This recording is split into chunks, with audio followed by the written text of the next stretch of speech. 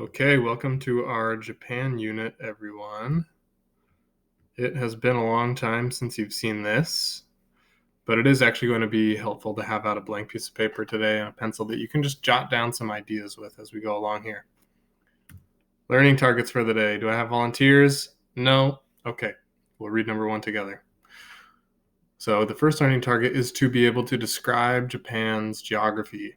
So where is it? Where are the different landmarks in Japan? And then secondly, to summarize Japan's early history and legends. So we're all coming to this unit with different levels of background knowledge. So I just want you to start out by thinking about what you already know about Japan, or what does Japan make you think about? What do you already know about Japan? What does Japan make you think about? So you can pause the video here and write down some of the things quickly that you think about when you think of Japan. What do you already know about Japan? Pause the video, write some of your thoughts down.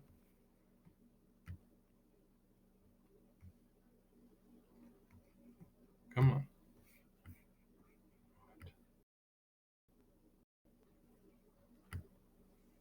Okay. So I'm unable to see what you wrote down, but maybe here are some common things that people tend to think about when they think of Japan. Maybe you thought about ramen or sushi. Okay, so maybe food is important. Maybe you thought about cars. I think I heard once that a lot of cars are manufactured in Japan. Maybe you thought about anime or manga, although I can't exactly tell you the difference between those two, but those are popular things that come out of Japan.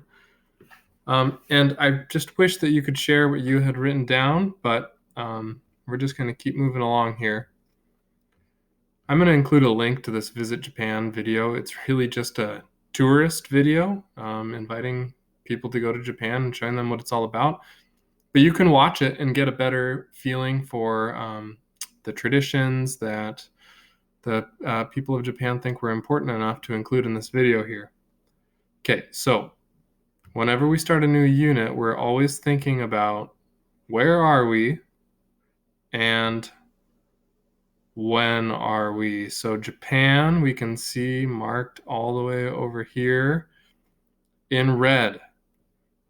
So it's to the east of China. And to the west, remember, the world is not actually flat.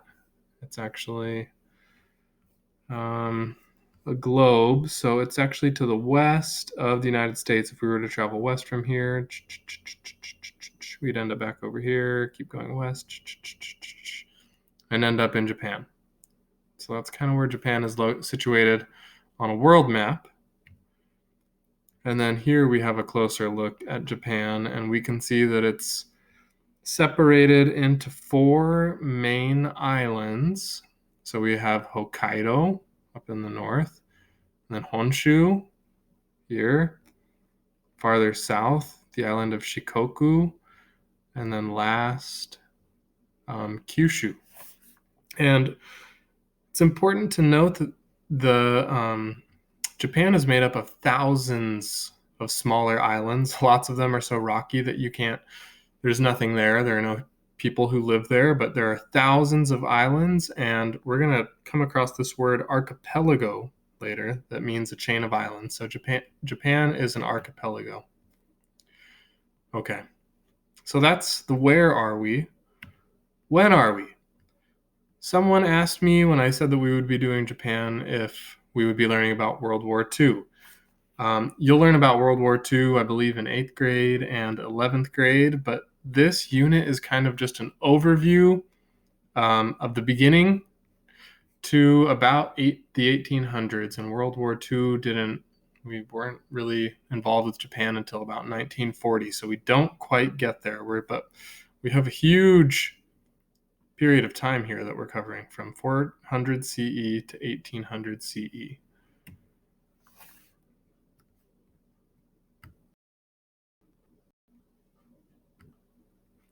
If at some point in the day today you have some free time, I encourage you to look add a map of Japan just to familiarize yourself with it. And if you also have some free time, you can go over to Satara. Don't forget about Satara, and I'll include a link in our classroom. They don't have just the 4 islands here. Japan is broken up into 8 different regions. So you can identify the 8 different regions of Japan, or if you're feeling particularly studious or like you want a challenge, Japan is broken up into 47 prefectures, which are a lot like our states, how our states function. But you could try to memorize all the 47 different prefectures. None of this on Satara is mandatory, but it's always there as a resource for you to use. And hey, you probably have the free time. Okay, we're going to jump into the reader here. And the reader, if you need to find it, is in your social studies classroom, and it's in the classwork section under the topic Japan Reader Online. So you just click on the link and the reader pops up. Now this book is split into 2 different parts. Early Russia comes first, and feudal Japan, which is what we're studying, starts on page 43. So we have to scroll through all of the Russia section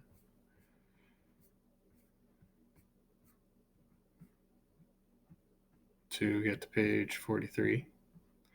And just like we would in class, I encourage you to flip through, look at the table of contents, look at the pictures, and just see what we're going to be studying. I'm not going to take the time in this video to do that myself, but I encourage you to do that. Okay, here we go. Chapter 1, The Rise of an Empire. And our big question for this chapter is, how did China and Korea influence the development of Japanese culture? In other words, what did Japan take from Korea and China to influence their culture? Okay, Japan now and then. Japan is an island nation in the Pacific Ocean. It is located east of China and the Korean Peninsula and is part of what we call the Pacific Rim. So we look down here in our vocabulary. Do I have a volunteer to read the definition of Pacific Rim? Okay, we'll read it together. A term used to describe nations that border the Pacific Ocean. To people in these lands, the sun seems to rise first over Japan. That is probably why the Japanese call their country Nippon, which means origin of the sun. And we can see too, if we look at Japan's flag, I'm sure you recognize this, right? It's just the red dot in the middle of a white flag, and it represents the sun. Okay. Next page, we have a map here.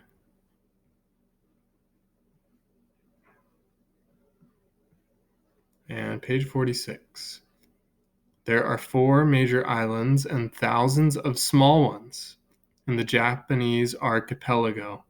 So an archipelago is just a chain of islands. So thousands of islands there. The largest island is Honshu, the home of the capital city of Tokyo, Kyoto, and other great cities. To the south lie the major islands of Shikoku and Kyushu, and to the north is Hokkaido. So here I'm going to ask you to pause and answer the first question using a complete sentence here.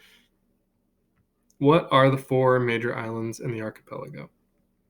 So we're going to start by restating the question and the answer and using a capital letter at the beginning and a period at the end. Okay, we're going to read on. Today, these islands make up one of the most economically advanced nations in the world. Japanese companies ship automobiles and electronic goods all over the world, and hundreds of thousands of travelers fly in and out of Tokyo's busy airports every day. But Japan was not always so open to foreigners. For several centuries, so hundreds of years, Japan distrusted outsiders and lived in self-imposed isolation. Okay, what is isolation? I think many of us know the definition of that word because of the current situation that we're in. Isolation, let's read it together. Separation from others. We all know exactly what isolation is, right? So for several hundreds of years, Japan distrusted outsiders and lived in self-imposed isolation. So they didn't communicate with the world at large for hundreds of years. At various times in their history, the Japanese were deeply influenced by their near neighbors, the Koreans and the Chinese. But they shut their doors almost completely to Europeans and Americans between the 1600s and the mid 1800s. So now I'd like you to pause your video and answer this second question. How is Japan different today than it was in the past? All right.